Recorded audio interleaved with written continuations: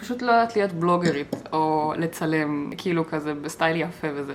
פשוט הכנתי שייק ירוק, זה נראה כמו אבוקדו גדול, וזה בכלל כוס של בירה, או כוס של יין. בואו נדבר רגע למה עשיתי שייק. קבוע בזמן האחרון כל בוקר, לא היה לי רעיון לארוחת בוקר, וחיפשתי מאוד להחליף את הארוחת בוקר שלי. אז בהתחלה הייתי אוכלת פשוט כריך עם חביתה, אבל זה הרגיש לי מלא לחם. אני לא חולה על שייקים, כאילו אני פעם לא אהבתי, לא הכנתי פעם שייק פירות או דברים כאלה, אבל תמיד אני שותה בריבר את השייק הירוק שלהם, אז אני מנסה להעתיק ולהחליף את הארוחת בוקר שלי, אז בינתיים הולך לי טוב. היום אני מתכוונת להמשיך לעבוד, שני, נראה לי איזה תאריך היום, אימא'לה.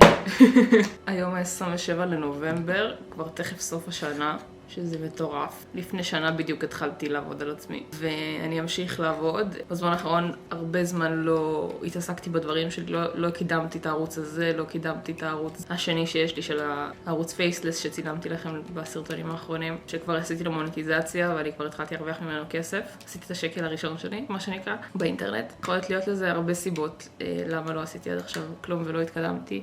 עצלנות, מלחמה. כן, אז אני אמשיך לעבוד על הדברים שלי, וזהו, אני חיה כרגיל, פשוט צריכה להתקדם.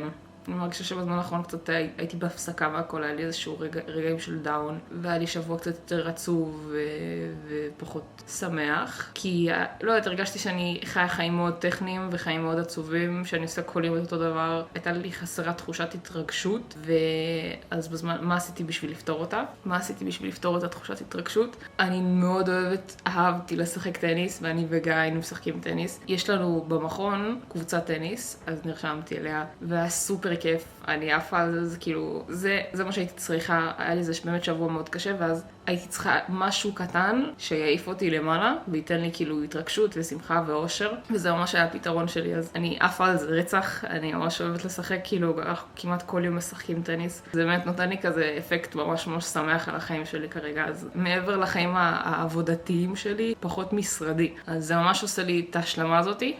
עכשיו כבר 7:45, היה לי יום עבודה ארוך. וואי, אני נראית צבא. אני אלך להתארגן ונלך לשחק טניס, זה מרגש אותי ואני חיכיתי לזה כל היום.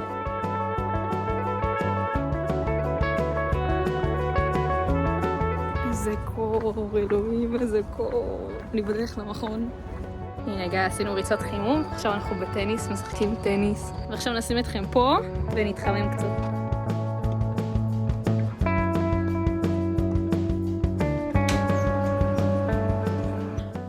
אני כן אעשה איזשהו עדכון קטן. מעל חודש אנחנו כבר במלחמה. זה המצב בארץ, מצב מזעזע, מצב מפחיד. אני גרה בצפון, אזור חיפה, ובגלל זה לנו אין שום טילים ואין כלום. רק היה לנו איום של נסראללה, למרות שנסראללה לא נראה טיפוס מאיים עם כל הנאומים שלו. בסרטון הבא שאני אעשה לכם, אני אעשה סרטון סיכום על הספר הזה, כי זה ספר באמת ששינה לי, אני יכולה להגיד שינה לי את החיים שוב, כאילו הרבה ספרים שינו לי את כמה מחשבה, אבל זה ספר נוסף בסרטון הבא. עכשיו זה סרטון כזה של מה עובר עליי, כי מלא זמן לא צילמתי. ודבר נוסף שרציתי להראות לכם שקניתי, זה קינדל. אני לא ידעתי מה זה קינדל, עד שלא אמרו לי מה זה קינדל. זה ממש אחלה, כי אני קוראת פה ספר, כאילו אפשר לקרוא פה את כל הספרים. מה שטוב בזה, זה שבמקום לקנות ספרים פיזיים, אז אתה קונה ספרים דיגיטליים. יותר מזה, אני הורדתי פה ספר, מצאתי PDF שלו בגוגל, ופשוט הורדתי בחינם, לא הייתי צריכה לקנות אפילו את הספר. זאת אומרת שאתם יכולים למצוא כל PDF שאתם רוצים, להוריד אותו לפה, ופשוט לקרוא. אז זה מה שאני עושה עכשיו. עם הספר הזה אני קוראת אותו. זה ספר על נדל"ן, רק התחלתי לקרוא. אוי.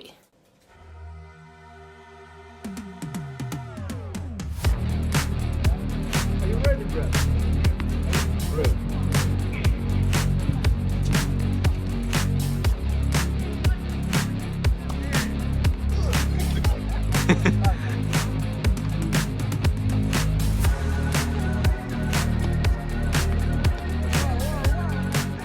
עכשיו אראה לכם שיעור בווינריות.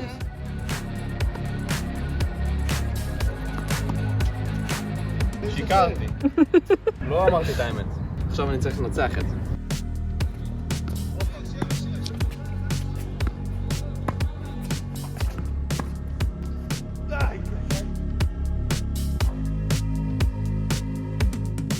בוקר טוב. הכלבה שלי שעוד ישנה, אז אני עוד לא מסדרת את המיטה כדי לא להפריע לה. עכשיו, תכף אני נוסעת לפגוש בנות מהצבא שחברות שלי. אני כבר לא בצבא, אבל בנות שמרתי איתן קשר מהצבא, אז ניסע למרכז, קרוב למרכז, כי עדיין יש טילים.